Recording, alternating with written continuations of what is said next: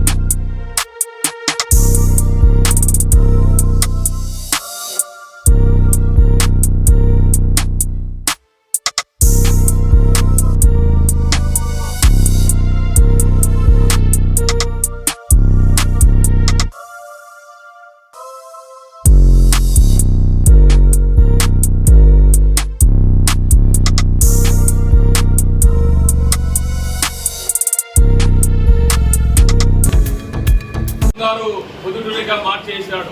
తన నియోజకవర్గంలో కూడా పిల్లోడు పోయినా పెద్దోడు పోయినా అది ఏ సమయమైనా విసుక్కోకుండా నవ్వుతో ఆహ్వానించి వారి పనులు చేసే గొప్ప వ్యక్తిగతంగా నాయకులు కనుక ప్రార్థన చేద్దాం, ఆయన కొరకే నిలబడదాం.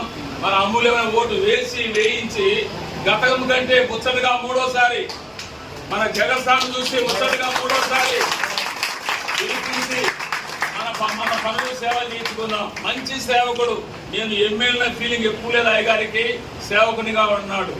ఈ శాలువతో సన్మానిస్తుండగా మన చప్పట్లే ఆశీర్వాదంగా సారు మారాలి.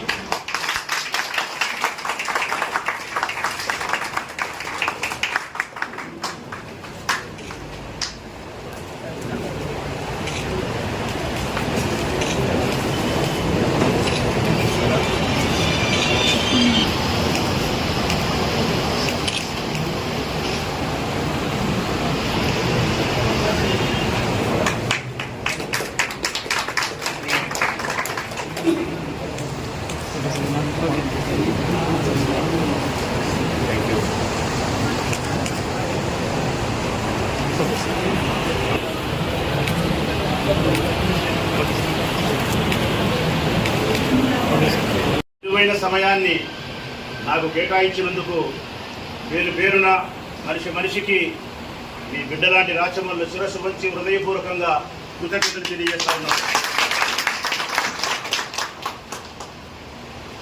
ఈ సమావేశం యొక్క ముఖ్య ఉద్దేశం 13వ తారీఖున జరగబోయే ఎన్నికల్లో వైఎస్ఆర్ కాంగ్రెస్ పార్టీ గుర్తైనటువంటి ఫ్యాను గుర్తు పైన మీ అమూల్యమైనటువంటి ఓటును విశ్వాసాన్ని తెలియజేయమని, ఇంకా 10 మందికి చెప్పి జగన్మోహన్ రెడ్డి గారికి అండగా నిలబడమని చెప్పి, ధర్మాన్ని రక్షించే ప్రభువుకే మీరు బాసటగా నిలబడాలని, ప్రజా సంక్షేమం కోసం నిస్వార్థపూరితమైన ఆలోచనతో పేదవారి కోసమే పరిపాలన కొనసాగించే వైఎస్ఆర్ కాంగ్రెస్ పార్టీ ప్రభుత్వానికి మీరు ఎనలేనటువంటి మద్దతులు ప్రకటించాలని, విశేషమైనటువంటి కృషిని చేయాలని మనస్ఫూర్తిగా విజ్ఞప్తికి తెలియజేస్తా ఉన్నాను.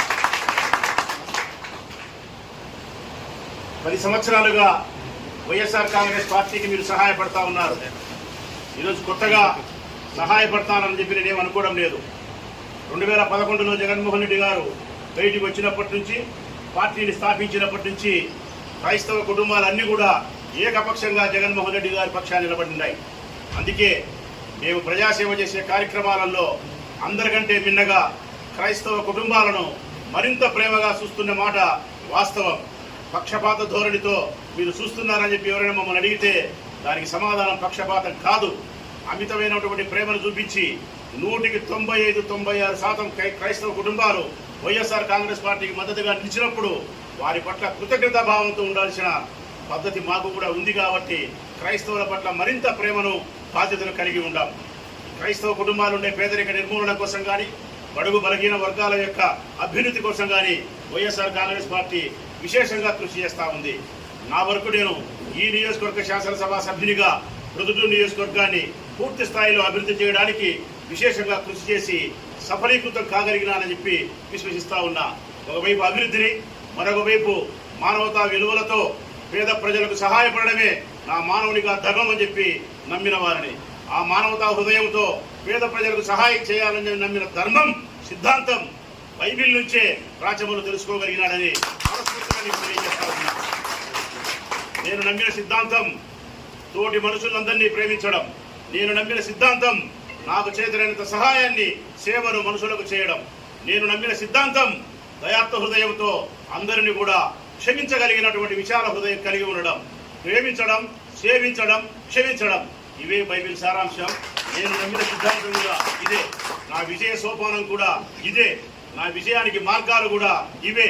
మానవుడిగా నా జీవితానికి అర్థం, పరమార్థం తీసుకొచ్చేది ఈ సమాజంలో నేను ఉండినా లేకపోయినా ఎనలేని గౌరవ ప్రతిష్టలు నాకు తీసుకొచ్చిచ్చేది లోకరక్షకుడైన ప్రభు యేసు ప్రభు చెప్పిన ప్రవచనమే ప్రేమించడం, సేవించడం, క్షమించడం. ఇదే రాచమల్లు నమ్మినాడు.